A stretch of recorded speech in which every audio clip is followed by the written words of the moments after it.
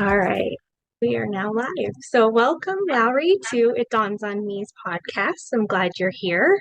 Thank you Thank for joining us.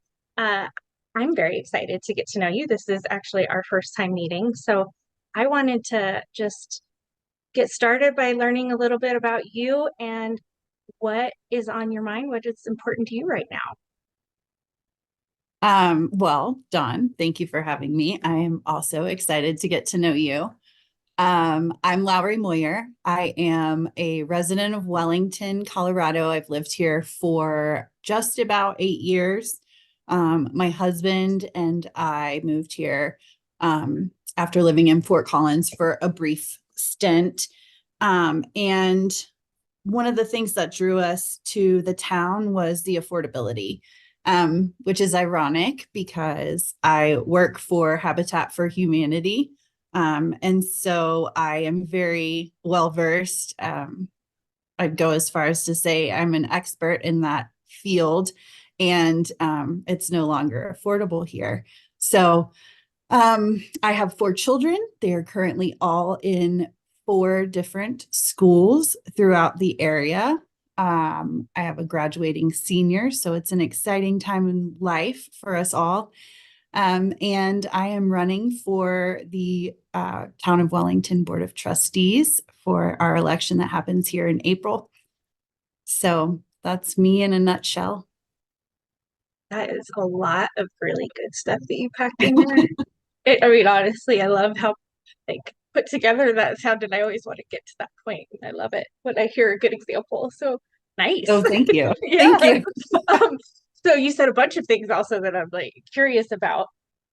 I will do the official stuff first because I think it's important that I want to make sure we have enough time for that, which is the board of trustees. That's how you ended up getting connected. And so what made you decide to run? Because that is such a like a big thing to decide to do. So what motivated you? It is a big thing. So what's funny is this is my second time running. The first time was 2 years ago, and I did not win. There was record turnout, so it's very, very engaged group.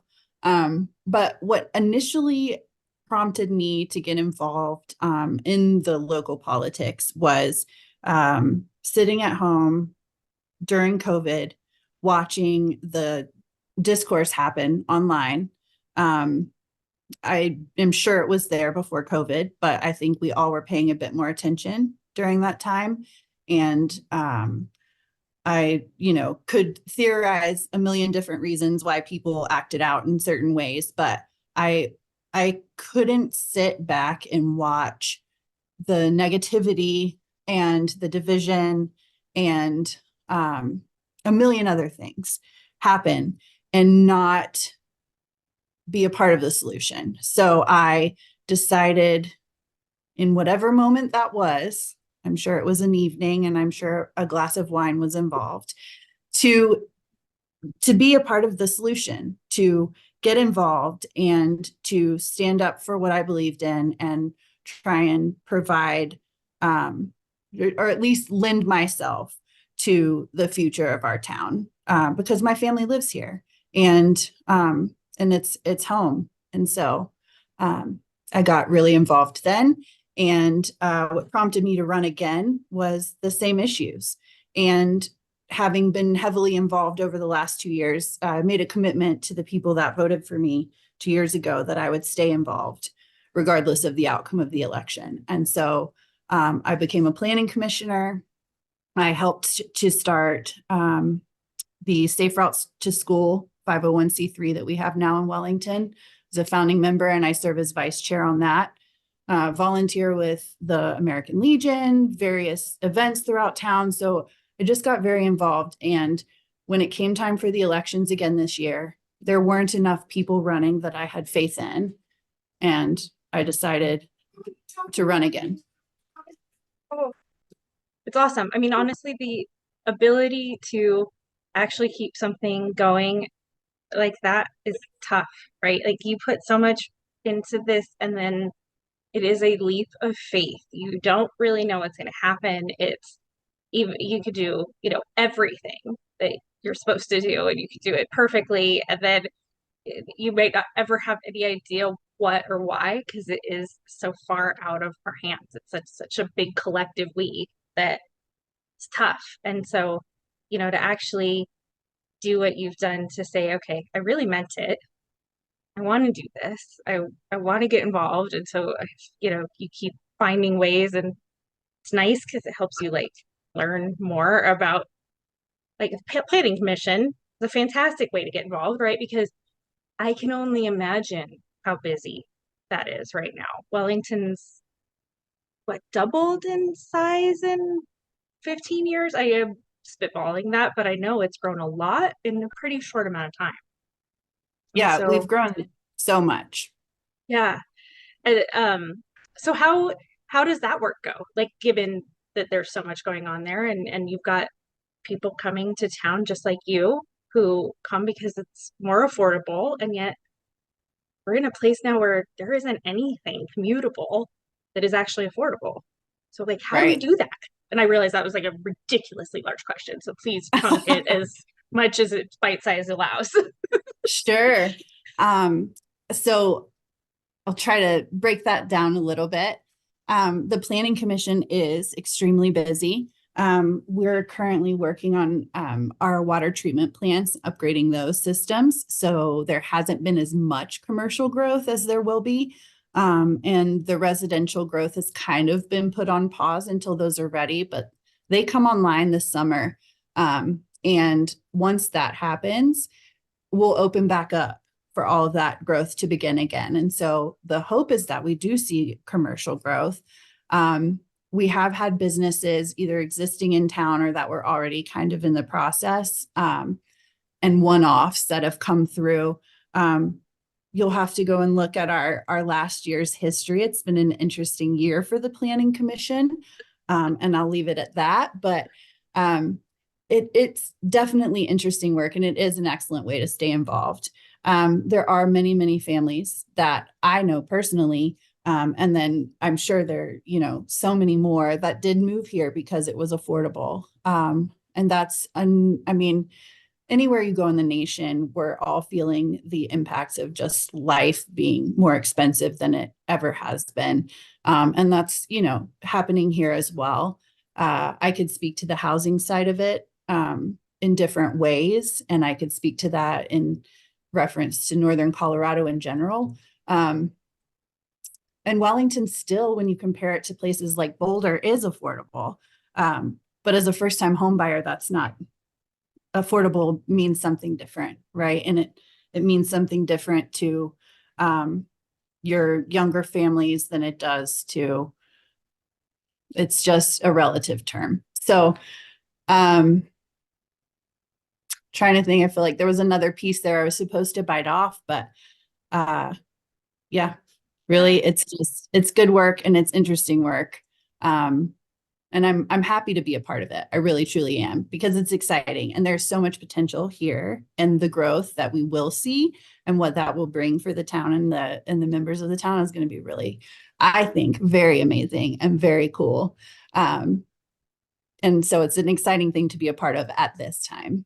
Yeah, I love that. Really, honestly, that is one of those committees that exists that, like so many of us don't have to know, right? If we don't have anything to do with that professionally or even our homes, like we wouldn't have that as a person who just buys a home in a neighborhood. And so, Yeah.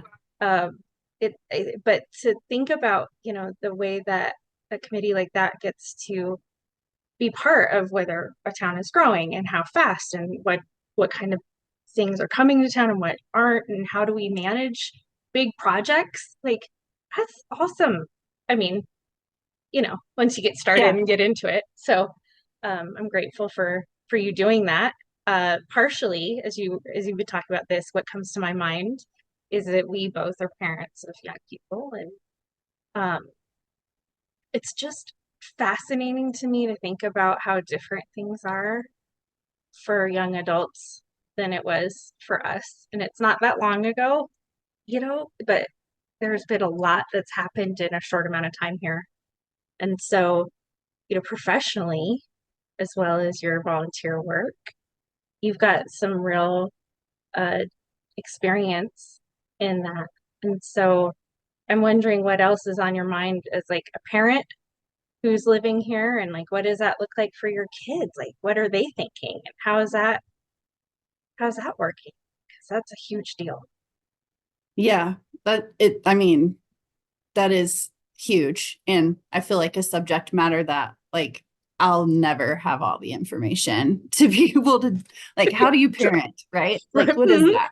Yeah. Um, so I just feel like that role that I have as a mom, is really what drives me to have the passion to do all this like social justice work. And my work with affordable housing is like driven for families and individuals, and like to provide a world that my kids can grow up in and have opportunity, which sounds crazy, I'm sure, to some. Like, I recognize the fact that I am a white woman, right? And I've not by any means had the struggles that many other people do. However, you talk about what our kids are having to like deal with and how different it is than when we were kids.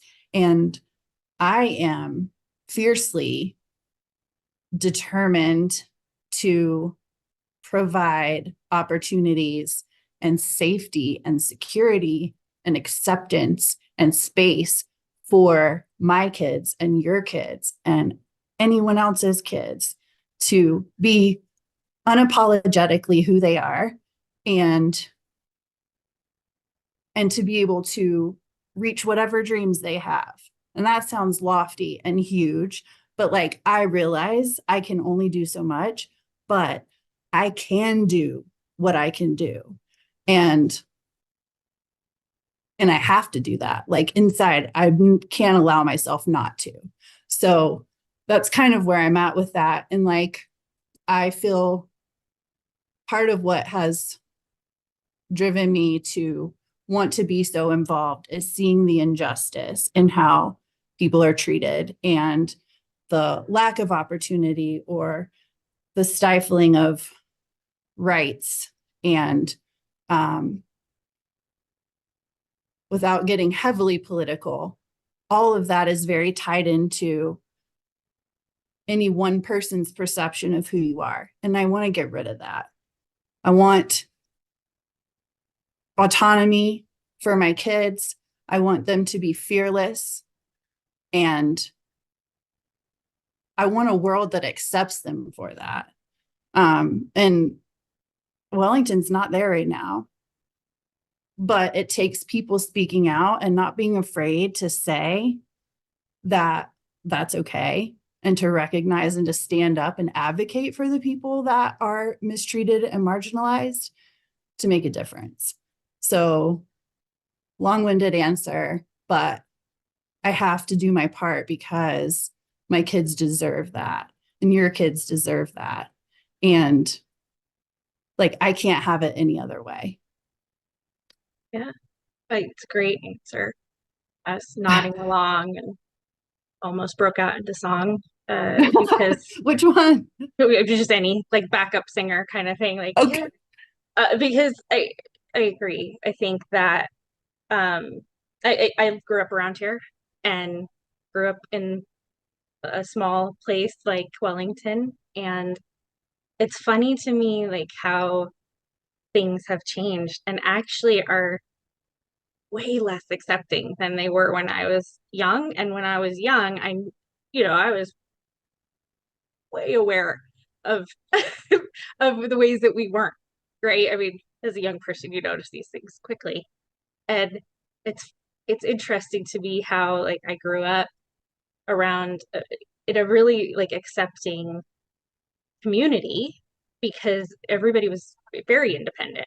And so the idea that I'm going to be independent and respect you because I want the same was like a Mm-hmm. really simple premise that is strangely not where I would expect it to be in these like in small towns you would expect to still see that, right? Like we know each other and we know one of our big barriers to to some of this stuff is the lack of connection. Like when we don't know a Yeah. person, it gets easier to do some of this stuff. And when you live in a small town, you do get to meet a lot of people. You get to know people. You get to actually see them in town and all of that, which breaks down those barriers usually. And Yeah. so it's weird to me how how we're stumbling through some of this. I'm like, how did that happen?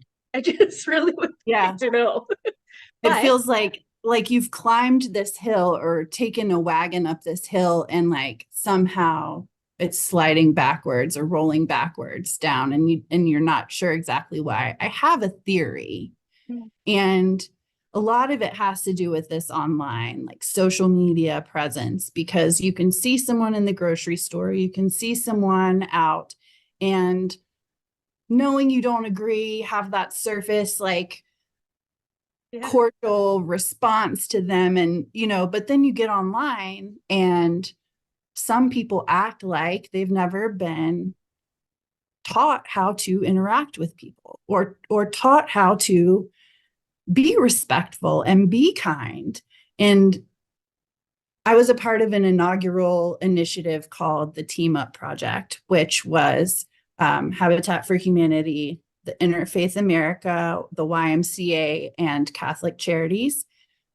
Each organization was able to pick, like, I think it was 10 groups from within their organization to come and be a part of this inaugural experience.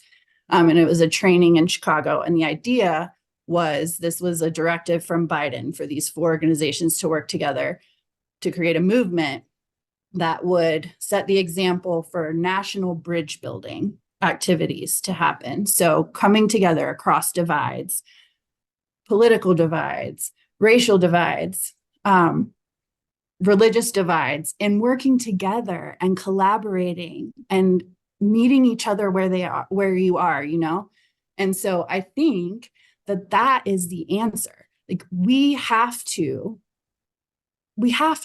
stop and listen and treat each other with respect and understand that our differences don't have to drive us apart. We can celebrate those, celebrate each other's unique qualities and beliefs, and all of that knowledge and education makes us richer.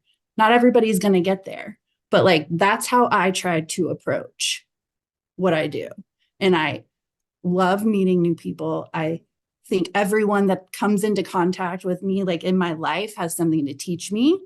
And I feel like if everyone could get there, then that online nonsense could maybe just like turn into something very different. And I want that so much for not just Wellington, but like for the world. That's like my dream of dreams. a good one.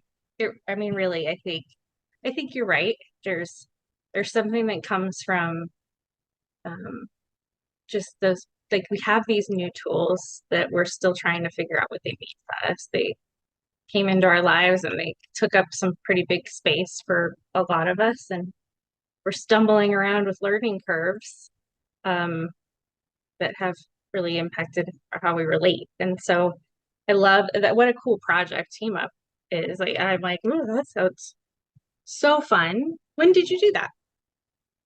So that happened almost a year ago. So like May of last year, was when the inaugural cohort first met. Um, and I'm now in a different position, but following along with that work because I'm now on like the managing level of being able to watch that work happen and it's spreading.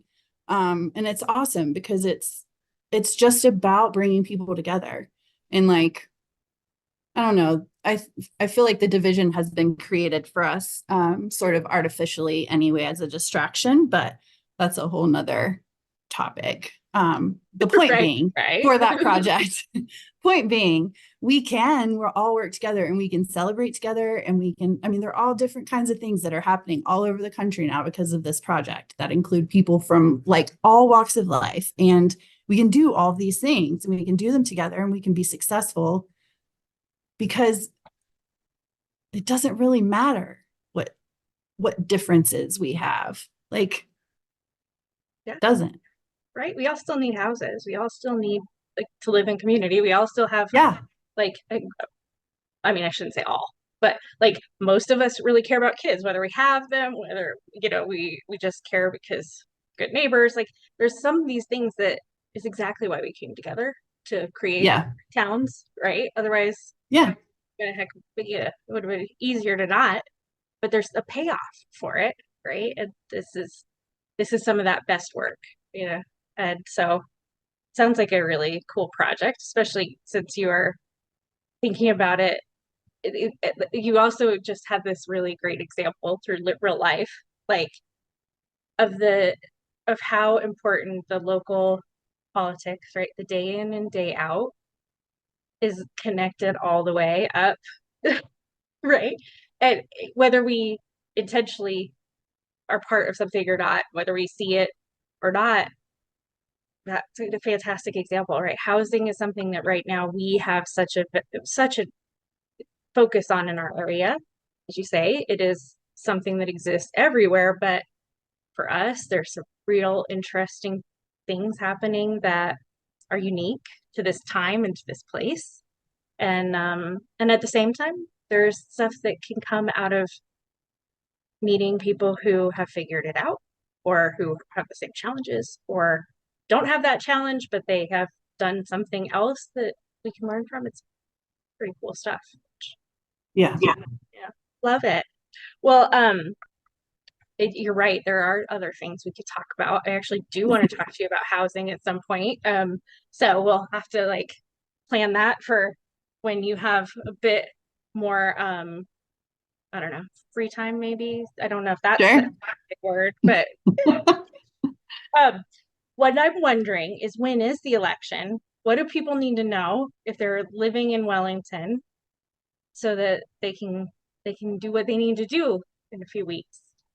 Yes. The most important thing is please vote. We have like a historically, last year was our highest turnout for voting, but it's still not everybody. Like historically, our numbers are pretty low for these types of elections. So it is important. Know that. Know that it's super, super important, especially for your day-to-day life. Think of all the things that you want to see happen here. This is how you make that happen. Ballots should be hitting mailboxes the week of March 11th, I believe. And then the election is first week in April. So I believe April 2nd. I could be really wrong about that, but I think it's April 2nd. Make sure your ballots are in by 7 p.m. And just vote, make your voice heard, do your research, look people up, look at their voting history if they're already sitting. If there are things that are important to you, topics that mean a lot to you, you can search on the agendas for past meetings and see what's already been done about them. If they've been voted on, I just think the research piece is really important. And you can email me at Lowrey for Wellington Trustee at gmail.com. And I'm on Facebook. I'm happy to answer any questions or just talk with you and hear what's important to you. Love it. Thank you for that. You did the whole spiel again. I'm taking notes like, oh, that was good. Like how you did it. I am You've really done it before. See, this is my second time. So that that's first true, time was just right? practice. That's right. That's right. I love it though. You get to like ride on the fact that you did the work. I love it. Yep. Well, I am really grateful to get to meet you. I'm really grateful that you took the time to connect with us. There were a lot of things you said that just light me up and make me happy about doing this thing I mean, it's great to get to do this with people who are equally passionate and bring different perspectives and different skills. You've got some really cool skills. And so Thank thank you. you for doing what you're doing. Thanks for the Safe Kids to School. That's such a big deal. Uh, Yeah. yeah, we didn't even get a chance to talk about that. I actually thought that would be what I talked about most, and here we are, uh, going down a That's different good. track entirely. But really, thank you for everything you're doing for your community and our community. And I'm really, really grateful for you. We are going to come back with a new episode in a week or two. So I hope to see everybody back here then. Thank you, Lowrey, for your time today. Vote if you are in Wellington. There's a couple other communities in Larimer County that have ballots coming soon. So when you're wondering, what is this? It's important. Do your research, fill it out.